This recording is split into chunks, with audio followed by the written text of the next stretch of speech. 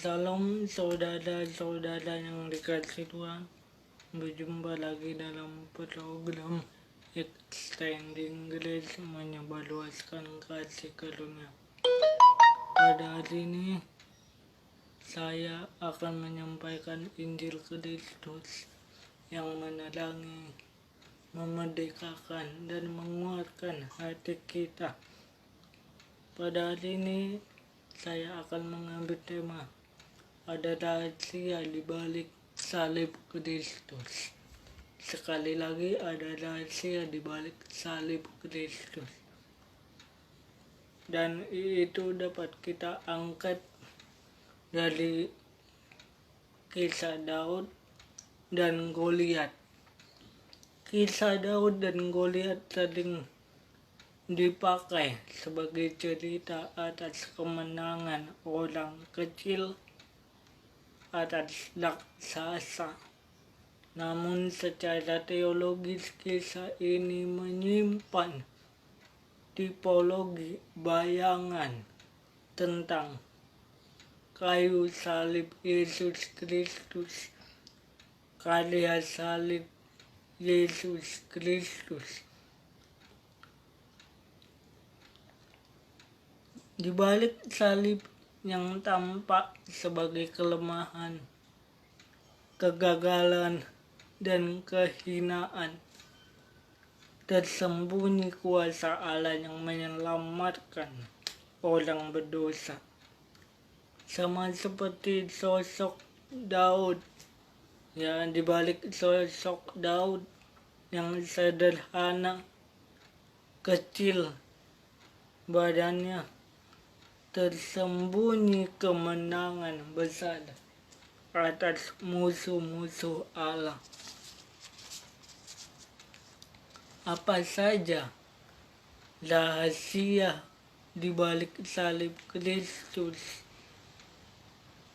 yang dapat kita telusuri lewat kisah Daud dan Goliat? Yang pertama dalam 1 Samuel 17 ayat 9. Demikianlah firman Tuhan. Jika ia dapat berperang melawan aku dan mengalahkan aku, maka kami akan menjadi hamba-Mu. Tetapi jika aku dapat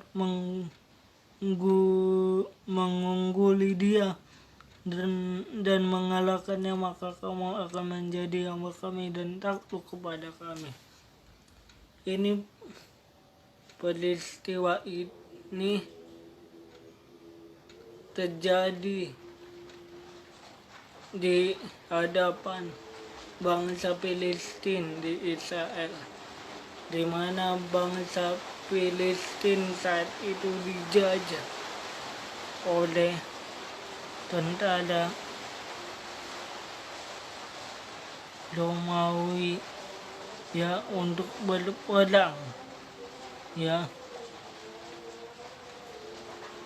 dan mereka melihat bahwa Daud sanggup menyelamatkan, sanggup mengalahkan Goliat yang merupakan raksasa yang sedang melawan bangsa Filistin di Israel. Bangsa Israel tidak dapat melawan Goliat secara kolektif. Mereka tidak mampu melakukan peperangan dengan kekuatan sendiri. Mereka diwakili oleh satu orang yang dipilih oleh Allah, diurapi Allah, yaitu Daud. Daud adalah seorang yang menggembalakan 2-3 ekor domba yang mukanya kemerah-merahan, masih muda. Di ayat 9 tadi, dalam bahasa Ibrani tamyukal hikal metipe akni peha jenu lehem laap dimpe ani olsel lu peha kita pehayak tam lenula abdi, ya, yang artinya ya dikatakan jika ia Daud dapat berpedang melawan aku dan mengalahkan aku, yaitu Goliat, maka kami akan menjadi hamba-Mu.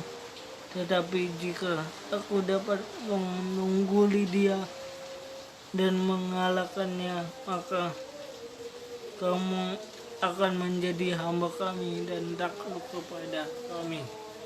Ya, ini juga yang terjadi di kehidupan kita, orang percaya.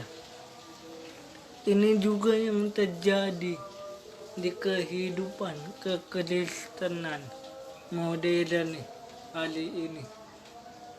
Banyak orang-orang yang menyerang kekristenan. Banyak orang-orang di luar sana menghina, menyerang salib Kristus dan pribadi Yesus Kristus melalui hidup kita, sehingga iman kita goyah, iman kita luntur, iman kita menjadi ciut dengan kata-kata cibiran, hinaan mengenai salib Yesus. Ya, orang-orang di luar sana menghina salib Kristus yang merupakan lambang kekuatan Allah, keselamatan Allah yang diberikan untuk manusia berdosa. Namun ada rahasia tersembunyi di dalamnya, yaitu kemenangan yang diwakili oleh Yesus sebagai pilihan Allah bagi manusia berdosa. Rahasia kedua dari salib Kristus atau di balik salib Kristus, kekuatan Allah nyata dalam kelemahan. Di ayat 45, ya, di ayat 45 1 Samuel 17. Tetapi Daud berkata kepada orang Filistin itu, engkau mendatangi aku dengan pedang dan tombak dan lembing, tetapi aku mendatangi engkau dengan nama Tuhan semesta alam, Allah segala barisan Israel yang kau tantang itu. Jadi ketika Raja Daud sebelum dia menjadi raja, saat dia melawan Goliat hanya memakai ketapel untuk menyerang Daud, sedangkan Goliat memakai senjata perisai yang besar untuk mengalahkan Goliat.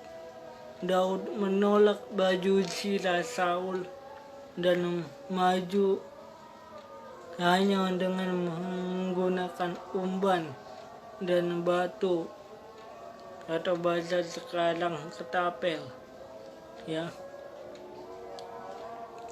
Dalam bahasa Ibrani-nya Pihamer Dodel plasti ataba ali bekreb unkanid unsidon. Lana si be alik besem Jehovah Jebahot Elei mekot Israel asal harpa ya. Jehovah Jebahot artinya Tuhanlah yang berpedang atau Tuhanlah perisai yang sanggup menyelamatkan, mengalahkan, menghancurkan musuhnya. Bagi dunia sekarang ini salib adalah kebodohan.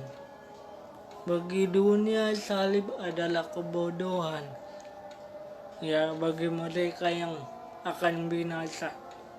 Namun diingatkan bahwa kemenangan berasal dari Tuhan, bukan alat manusia atau usaha manusia. Jadi saudara dan saya diselamatkan dari murka Allah, selamat dari penghukuman kekal di neraka. Itu karena salib Kristus Yesus yang terpampang di Golgota 2000 tahun yang lalu. Anak Allah yang tunggal mati menyelamatkan kita berdosa ini. Dan dia bangkit kembali menunjukkan kemenangannya. Dan kemenangannya diberikan untuk pembenaran kita. Ya, salib memang kebodohan dikatakan 1 Korintus 1 ayat 18. 1 Korintus 1 ayat 18. Alkitab berkata bahwa salib adalah kebodohan bagi orang-orang yang akan binasa. Ya. Sebab pemberitaan tentang salib memang adalah kebodohan bagi mereka yang akan binasa. Tetapi bagi kita yang diselamatkan, pemberitaan itu adalah kekuatan Allah. Jadi ketika seseorang mendengar tentang karya salib Kristus, ya, itu merupakan hal-hal yang tidak etis bagi dunia, tidak baik bagi dunia, karena mereka berpikir kalau Tuhan itu adalah Tuhan yang Maha Kuasa, yang pencipta langit dan bumi. Ya, mengapa harus menjadi manusia? Mengapa harus mati di kayu salib? Katanya Tuhan, katanya pencipta, katanya Allah. Kenapa dia harus disalib? Berarti bukan Tuhan. Karena Tuhan tidak mati tetapi hidup. Tapi kita orang-orang yang telah mengerti kebenaran firman, di balik kematian Kristus di kayu salib, kita menerima kemenangan, menang atas semua dosa, menang atas semua pertarungan yang diadakan, dilakukan, diberikan oleh si jahat waktu manusia jatuh ke dalam dosa. Dan kemenangan itu sudah kita terima melalui iman dalam Kristus. Karena Kristus sebagai wakil dari semua manusia, salib merupakan medan peperangan rohani di mana Kristus sebagai wakil dari umat manusia. Roma 5 ayat 19 mengatakan, jadi sama seperti ketidaktaatan satu orang, semua orang telah menjadi orang berdosa. Demikian pula oleh ketaatan satu orang, semua orang menjadi benar. Kita terlahir dari orang yang tidak taat, yang telah jatuh ke dalam dosa. Kita terlahir dari benih orang yang sudah tidak taat kepada Tuhan, yaitu Adam dan Hawa. Tapi oleh ketaatan Kristus di kayu salib, Dia mengambil semua hukuman murka, peperangan, intimidasi secara rohani di atas kayu salib dan memberikan kebenarannya, pembenarannya, kekudusannya, kesuciannya, kemenangannya, sehingga kita berani maju sampai hari ini hidup seturut kehendak Bapa. Dalam bahasa Yunani, diastis ya lakos ton enos dikayoi katasta ti sondai oi poloi. Rahasia salib kita menang bukan karena kekuatan kita. Kita menang bukan karena usaha kita. Kita menang karena ada Kristus sebagai wakil kita yang telah mengenang atas dosa dan maut. Ya. Salib adalah bukti kemenangan yang diberikan oleh Allah Bapa lewat kematian putranya Yesus Kristus di Kalvari. Ya. Rahasia salib yaitu Allah memilih jalan yang dianggap lemah, yang dianggap hancur, yang dianggap sepele karena kuasa dosa dan maut. Tetapi disitulah kemenangan yang Tuhan Yesus berikan lewat kayu salibnya. Karena Dia bukan hanya mati, tetapi Dia bangkit dan hidup di dalam kita.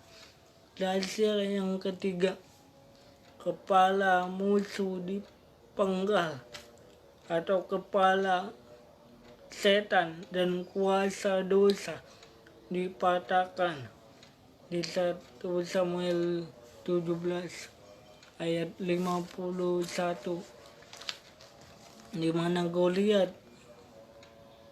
dipenggal kepalanya oleh pedangnya sendiri waktu melawan Daud. Ya, di 1 Samuel 17 ayat 51. Ya, dalam bahasa Ibrani napirat dod kiamet el hapasti biket hal fufisalpa mitadafi matit hu fikalet be et losu firau aplastan ki med luram pinsu. Ya, ini adalah simbol kekalahan musuh, kekalahan Goliat ketika melawan Daud. Ya, di 1 Samuel 17 ayat 51. Ya, 1 Samuel 17 ayat 51. Ya, Goliat dikalahkan oleh Daud, ya, sehingga bangsa Filistin pun meraih kemenangan dari kematiannya Goliat pada masa peperangan di kala itu. Dikatakan di 1 Samuel 17 ayat 51.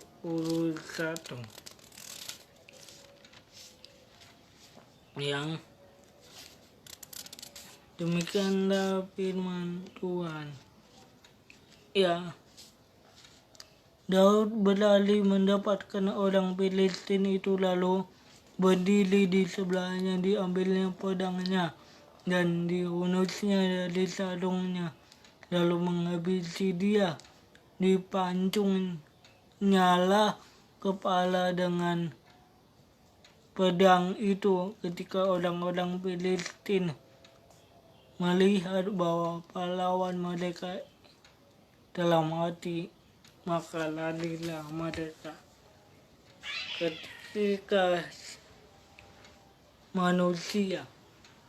Ketika orang melihat karya salib Kristus, melihat salib Kristus yang telah berdiri di Golgota 2000 tahun yang lalu, maka semua musuh dihancurkan kuasanya, dikalahkan kuasanya.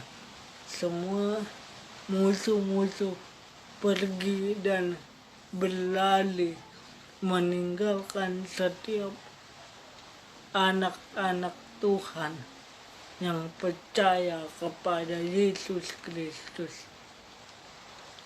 Ya, Allah memilih jalan yang dianggap lemah untuk menghancurkan kuasa dosa dan maut lewat kayu salib. Rahasia yang ketiga tadi, ya,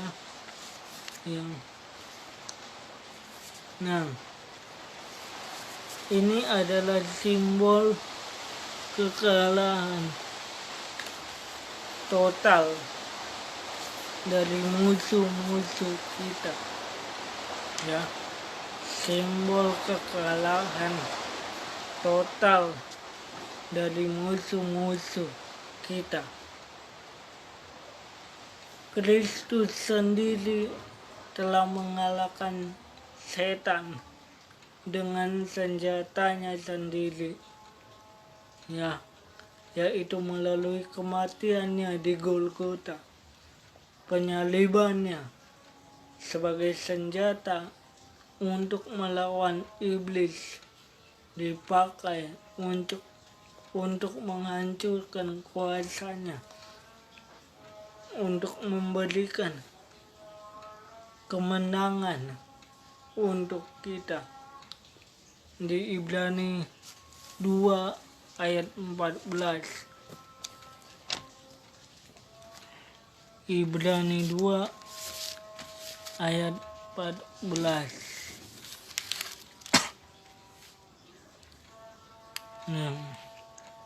Karena anak-anak itu adalah anak-anak dari darah dan daging, maka ia juga menjadi sama dengan mereka dan mendapat bagian dalam keadaan mereka, supaya oleh kematiannya ia memusnahkan dia, yaitu iblis yang berkuasa atas maut. Dikatakan di sana di Ibrani 2 ayat 14, ya, oleh kematiannya, kematian siapa? Kematian Kristus di kayu salib yang membebaskan, memusnahkan mereka memusnahkan, mengalahkan mereka dari kuasa iblis, kuasa setan, dan maut dengan senjatanya sendiri, yaitu pengorbanannya di kayu salib. Kuasa salibnya yang memberikan kemenangan. Jadi kematian Kristus di kayu salib bukan kekalahan dari Yesus Kristus, tetapi eksekusi terhadap setan, kuasa kegelapan, supaya dikalahkan. Dan kemenangannya menjadi milik kita.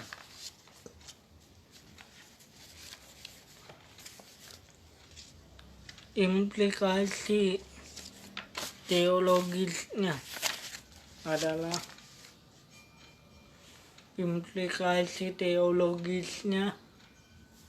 beserta aplikasi praktisnya bagi saya dan saudara sebagai orang percaya. Ada beberapa implikasinya untuk kita. Yang pertama, keselamatan bersifat anugerah, bukan usaha manusia. Ya, sekali lagi implikasi praktis dari rahasia salib Kristus. Keselamatan bersifat anugerah, bukan usaha manusia. Oleh karena itu, stop, berhenti mengandalkan baju zirah Saul.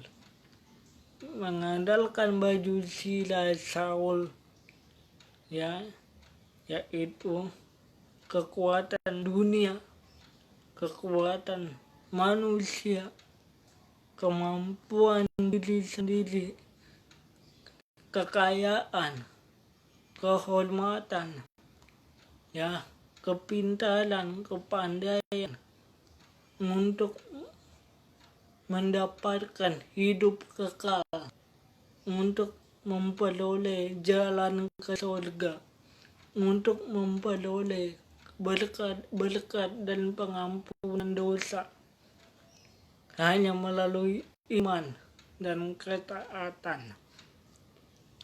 Yang kedua, implikasinya hadapi Goliat, yaitu kuasa dosa, kematian kekal, sakit penyakit, masalah dalam hidupmu kah, sakit penyakit dalam hidupmu kah, trauma kah, kepahitan, ketakutan, amarah, itu sudah dipatahkan, dikalahkan di kayu salib. Perceraian kah, kehancuran dalam rumah tangga kan, itu sudah dipatahkan, dikalahkan di kayu salib. Majulah dan bergeraklah dari kemenangan kepada kemenangan. Jadi kita menang, tetapi karena sudah lebih dari pemenang. Hiduplah dalam identitas sebagai orang-orang yang lebih daripada pemenang. Roma 8 ayat 28. Apa yang menjadi inti kesimpulan dari khotbah ini? Salib Kristus seperti Daud yang berdiri di hadapan Goliat, tampak lemah kelihatannya, tidak mungkin bisa melawan Goliat di hadapan dunia dan di mata dunia. Namun itu adalah rahasia Allah yang dinyatakan melalui kemenangannya mengalahkan Goliat. Salib juga bukti kemenangan bagi semua orang berdosa yang percaya kepada Yesus di mata Allah, di hadapan Allah, yang kelihatannya di mata dunia tidak ada artinya, tidak masuk akal salib Kristus, tidak masuk akal kematian dan pengorbanan Yesus. Tidak ada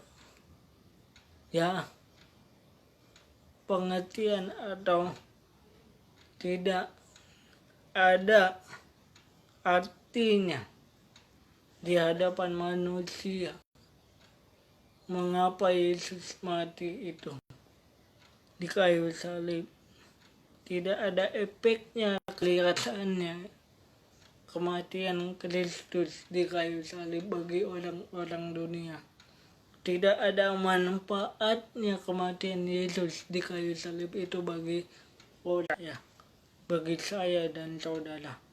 Melalui pengorbanannya, hidup melalui kematiannya, kebangkitannya, dan kemuliaannya. Dan kita bisa hidup sampai selama-lamanya di bumi seperti di sorga. Implikasi teologis dan aplikasi praktisnya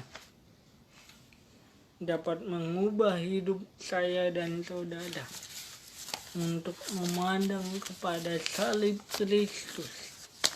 Apapun masalahmu, apapun masalahku, apapun cobaan-cobaan yang diberikan iblis untuk mengintimidasi iman kita, mengintimidasi imanmu, imanku.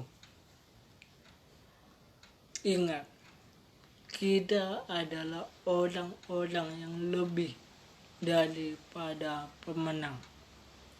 Terima kasih. Biarlah renungan ini dapat mengubah hidup kita dari hari ke hari, dari bulan ke bulan, dari tahun ke tahun. Semakin lagi cinta akan Tuhan, mengasihi Tuhan dengan segenap hati, segenap pikiran, segenap jiwa. Karena Tuhan lebih dahulu mengasihi, mencintai kita orang berdosa, yang tidak layak, tidak pantas ini. Masalah boleh ada, tekanan boleh ada, krisis ekonomi boleh ada, tapi Yesus berkata, "It is finished," tetelestai, sudah selesai. Amin. Firman Tuhan.